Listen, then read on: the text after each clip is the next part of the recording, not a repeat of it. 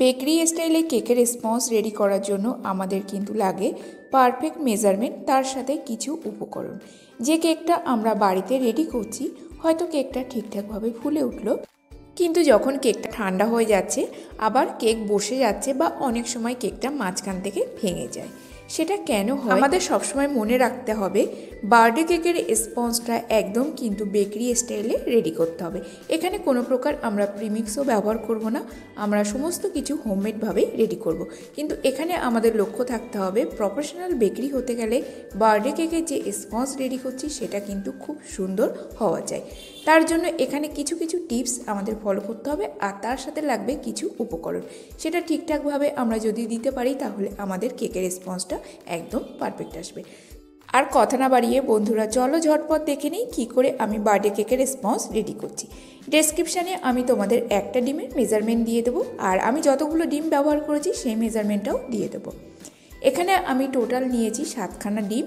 এক এক করে আমি স্ট্যান্ড মিক্সচারের জারের মধ্যে দিই। এখানে তোমরা ইলেকট্রিক হ্যান্ড বিটারটা ব্যবহার করো। আমি যেহেতু অনেকটা ডিম একসাথে ফেটাচ্ছি আর সেই দিন আমার অনেকগুলো অর্ডার ছিল, তার জন্য আমি ইলেকট্রিকের স্ট্যান্ড মিক্সচারটা ব্যবহার করছি। তো এখানে আমি 7খানা ডিম দিলাম। প্রথম আমি মিডিয়াম স্পিডে 1 মিনিটের জন্য ফেটিয়ে নেব।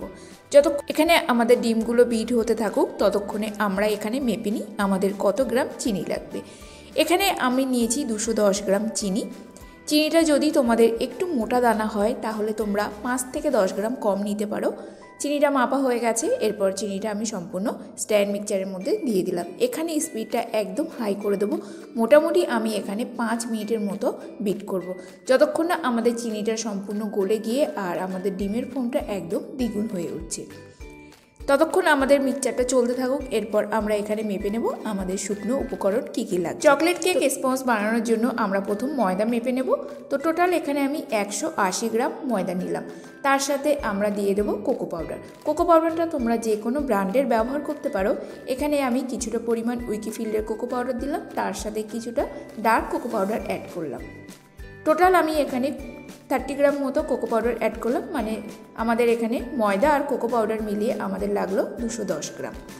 কোকো পাউডারটা তোমরা যতটা ডার্ক ব্যবহার করবে, চকলেট কেকের স্পঞ্জের টেস্টটা কিন্তু ততটাই বেটার আসবে। এরপর এখানে আমরা ভ্যানিলা পাউডার দেব। ভ্যানিলা পাউডারটা আমরা এখানে দিয়ে দেবো 14 গ্রাম। বেকারি স্টাইলে কেকের স্পঞ্জ বানানোর জন্য তোমরা অতি অবশ্যই কিন্তু ভ্যানিলা পাউডারটা ব্যবহার করো। এরপর আমরা দেব বেকিং পাউডার। বেকিং পাউডারও আমি এখানে 14 গ্রাম মতো ব্যবহার করব, মানে এক একটা ডিমে আমরা 2 গ্রাম করে বেকিং পাউডার আর ভ্যানিলা পাউডার ব্যবহার করছি। তো টোটাল এখানে আমি 13 গ্রাম অ্যাড করেছি, আমার বেকিং পাউডারটা শেষ হয়ে গেছে। এরপর চলো এর মধ্যে ব্যবহার করব কেক জেল। আমি টাওয়ার কোম্পানির কেক জেল ব্যবহার করছি। অতি অবশ্যই এই টিপসটা বন্ধুরা তোমরা সবাই মনে রেখো। এখন যেহেতু ঠান্ডার সময় কেক জেল কিন্তু আমরা 2 গ্রাম করে ব্যবহার করব না, আমরা এখানে 1 গ্রাম করে কেক জেল ব্যবহার করব প্রতিটা ডিমে।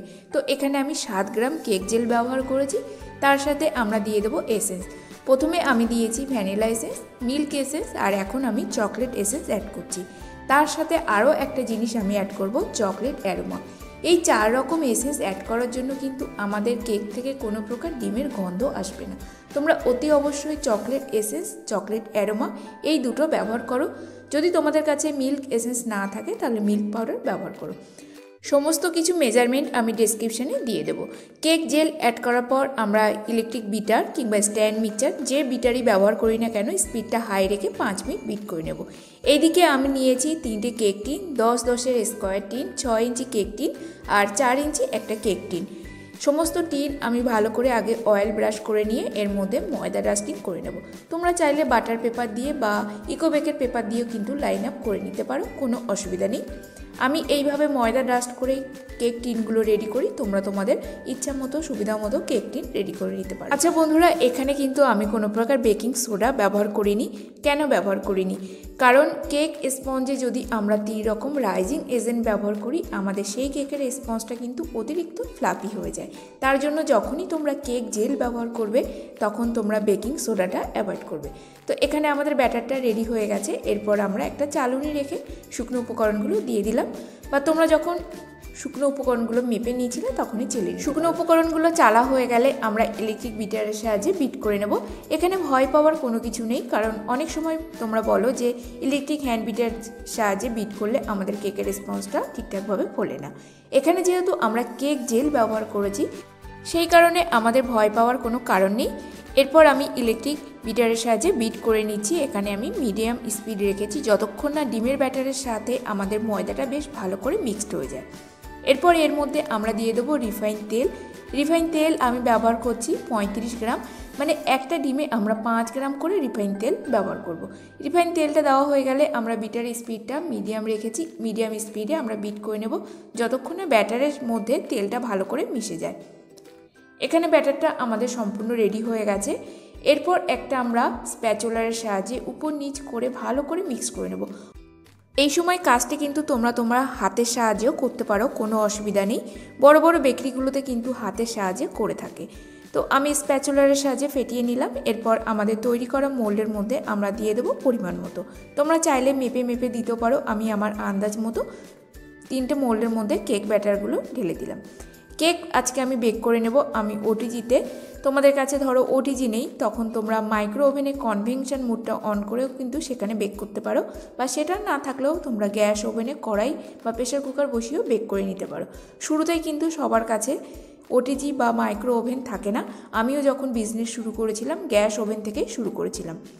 তো এখানে আমার 3টে মোল্ডেই কেক ব্যাটারটা দেওয়া হয়ে গেল। একটু সামান্য ট্যাপ করে নেব যাতে আমাদের কেকের মধ্যে যে এয়ার বাবেলগুলো থাকে ব্যাটারের মধ্যে সেগুলো যেন রিমুভ হয়ে যায়। এরপর চলো আমরা বেক করে নিই ওটিজিতে। তো এখানে আমি ওভেনের টেম্পারেচার রাখবো 160 ডিগ্রি। আর কেকগুলো বেক হতে আমাদের মোটামুটি সময় লাগবে 35 মিনিট, যেহেতু একসাথে আমরা 3টে কেক বেক করব। আজকের কেক রেসিপিটা কেমন লাগলো বন্ধুরা অবশ্যই কমেন্ট করে জানিও।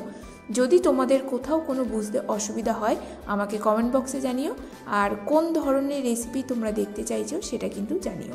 অনেক দিন ধরে আমি ভিডিও কন্টিনিউ করতে পারিনি, যেহেতু 25শে ডিসেম্বর ছিল, প্রচুর অর্ডার ছিল। সেই অর্ডারগুলোর কারণে আমি তোমাদের রিকোয়েস্টগুলো রাখতে পারিনি। এরপর আমি তোমাদের রিকোয়েস্ট অনুপাতে ভিডিওগুলো নিয়ে আসবো। তো এখানে দেখো আমার মোটামুটি 15 মিনিট হয়েছে, ততক্ষণে আমার কেকগুলো অনেকটা ফুলে উঠেছে। কেক বেক হয়ে যাওয়ার পর সম্পূর্ণ ঠান্ডা হয়ে গেছে। আর এখানে আমি প্রথম তোমাদের যে কেকটা কেটে দেখাচ্ছি এটা 4 ইঞ্চি মোল্ডে বেক করা। এই 4 ইঞ্চি মোল্ডে কেক বেক করলে সেই কেকের সাহায্যে কিন্তু আমরা বেন্ডো কেক রেডি করি। তো চাইলে তোমরা 2টো লেয়ারে করতে পারো, আমি এখানে 3টে লেয়ার করলাম। প্রতিটা লেয়ার কিন্তু তোমরা একদম ইকুয়ালি কাটবে। আজকের কেকের রেসপন্সের রেসিপিটা কেমন লাগলো বন্ধুরা অবশ্যই কমেন্ট করে জানিও। ভালো লেগে থাকলে লাইক, কমেন্ট, শেয়ার, সাবস্ক্রাইব করতে ভুলো না। তার সাথে আমার রেসিপিটা প্রচুর শেয়ার করো। আমাদের একটা কথা সবসময় মনে রাখতে হবে, যখনই আমরা কেকের স্পঞ্জ রেডি করব সম্পূর্ণ যেন বেকারি স্টাইলে হয়, তাহলে সেই কেকের স্পঞ্জ দিয়ে যখন আমরা বার্থডে কেক রেডি করব আমাদের কাস্টমার রিভিউটা কিন্তু খুব ভালো আসে। আজকের মতো ভিডিওটি এখানেই শেষ করছি। দেখা হবে নতুন একটা পর্বে। ততক্ষণ সবাই ভালো থাকবে, সুস্থ থাকবে। আর কারো কোনো অসুবিধা হলে আমাকে অবশ্যই কমেন্ট বক্সে জানিও। আজকের এই কেকগুলোর শুধু স্পঞ্জের রেসিপি দেখালাম, আমি নেক্সট ভিডিওতে তোমাদের ডেকোরেশন ভিডিওটা দেখাবো।